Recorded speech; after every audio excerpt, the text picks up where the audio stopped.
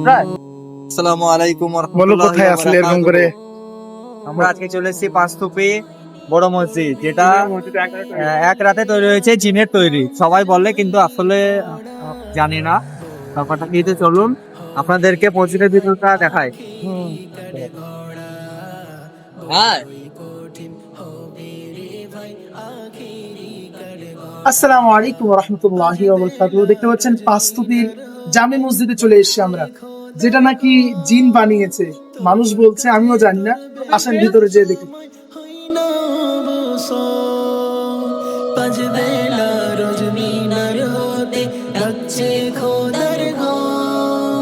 তোর কাজে তোর ব্যস্ত সময় হয় না অবসর, মতো করে রাখছে তোরে মতো করে। হ্যাঁ, মাঝে উজু করে। এখানে উজুও করে মানুষ, মুসল্লিরা উজুও করে। বড়ই কঠিন হবে রে ভাই আখেরি কাঠ গড়া, বড়ই কঠিন হবে রে ভাই আখেরি কাঠ গড়া। বন্ধু বাড়ে স্বজন বাড়ে এই জীবনে তো, যার দানে আজ পেলি এসব পেলি সুখের ঘর।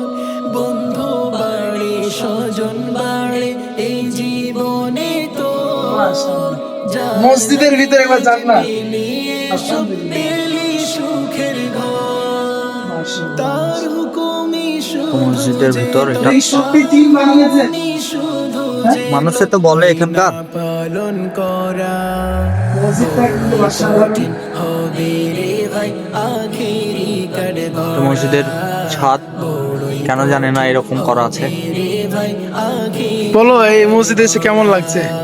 আর কত কাল তুই বাহানায় ছাড়বি না। আলহামদুলিল্লাহ, এই মসজিদটার আমরা ভিতরে দেখলাম, খুব সুন্দর। আসলে মসজিদ অনেক বাড়ছে, মসজিদের সৌন্দর্য বাড়ছে, কিন্তু মসজিদের আবাদি বাড়ছে না, মুসল্লি বাড়ছে না। আল্লাহ তাআলা সকলকে মসজিদে এসে নামাজ আদায় করার তৌফিক দান করুক বলো আমি। তাই আপনারা পাঁচতুপির আশেপাশে ডাকবাংলা গোদাপাড়া থেকে যারাই এই ভিডিওটি দেখছেন শেয়ার করবেন। আর আমার এই বন্ধুর পেজ, এই বন্ধুর ফেসবুক মাজিদুল শেখ, আপনারা সকলে ফলো করবেন। নতুন বন্ধু কাজ করতে যাচ্ছে, সকলে সাপোর্ট দিবেন। ইনশাআল্লাহ আপনারা ভালো কিছু উপহার পাবেন।